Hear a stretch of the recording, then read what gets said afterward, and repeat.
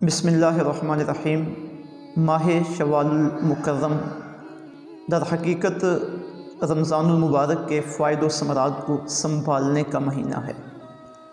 رمضان شریف میں انسان نے روزے، نمازیں، نوافل، تراویح، تلاوت قرآن مجید، صدقہ فطر، صدقہ و خیرات کے ذریعے جو تقوی، پرہیزگاری اور اللہ رب العزت کی فرما برداری کی عادتیں اختیار کی ہوتی ہیں، اگر رمضان المبارک میں بھی انہی عبادات کا تسلسل قائم رہے تو یہ چیزیں ہمیشہ کے لیے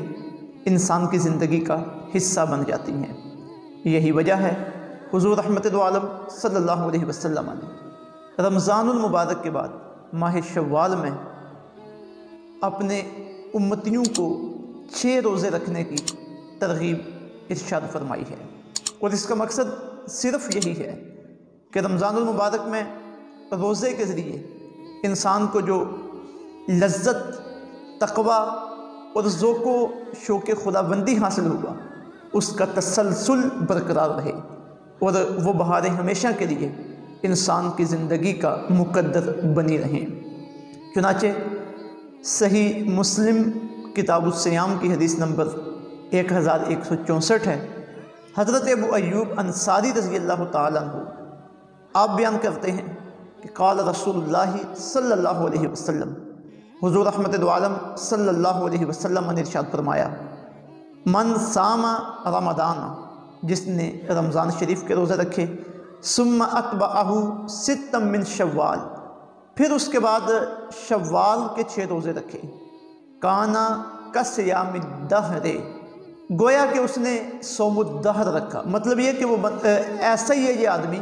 کہ جیسے کوئی سارا سال حالت روزہ میں رہا، یعنی ان 6 روزے رکھنے کی فضیلت ایسے ہی ہے جیسے کسی نے پورا سال روزے رکھے۔ اسی طرح سنن ابن ماجہ کتاب الصیام میں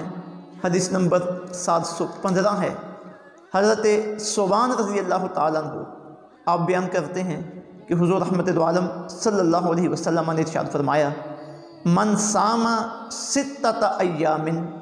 جس نے 6 دن کے روزے رکھے، بعد الفطر، عید الفطر کے بعد یعنی ماہ سیام میں، کانا تمام السنۃ، گویا کہ اس نے پورا سال روزے رکھے۔ تو یہ شوال کے 6 روزے، ان کی فضیلت آقا علیہ السلام نے بیان فرمائی کہ جو 6 روزے رکھ لے اسے پورا سال روزوں کا اللہ تعالیٰ کی طرف سے ثواب عطا کیا جاتا ہے۔ یہ روزے مسلسل بھی رکھے جا سکتے ہیں، یعنی 1 سے لے کر 6 تک، پورے مہینے میں بندہ کوئی بھی 6 ایام منتخب کر لے، اور وقفے کے ساتھ بھی رکھے جاتے ہیں۔ ایک رکھ لیا، پھر کچھ دنوں کے بعد دوسرا رکھ لیا، کچھ دنوں کے بعد تیسرا رکھ لیا۔ تو یہ 6 روزے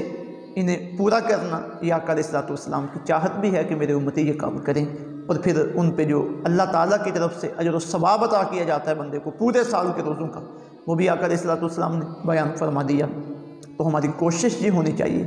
کہ ہم آقا علیہ السلام کی چاہت پر عمل کرتے ہوئے یہ روزے رکھیں، تاکہ جو تقوی و پرہیزگاری اور جو عبادات خداوندی کے ذوق اور شوق اور محبتیں ہمارے دلوں کے اندر رمضان شریف کی نسبت سے پیدا ہوئی تھیں وہ ہمیشہ باقی رہیں، اور پورا سال ہم انہی کیفیات میں اپنا وقت گزاریں۔ اللہ تعالیٰ کے ساتھ ہمارا پیار، محبت، ذوق و شوق کا تعلق قائم و دائم رہے۔ اللہ تعالیٰ عمل کی توفیق عطا فرمائے۔